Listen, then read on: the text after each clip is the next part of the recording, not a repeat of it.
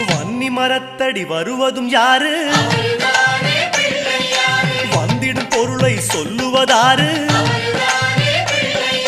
அவன் பொறி கடலை கேட்பது யாரு? நிதிமதி நிம்மதி தருவது யாரு? எருக்கம் மாலை கேட்பது யாரு?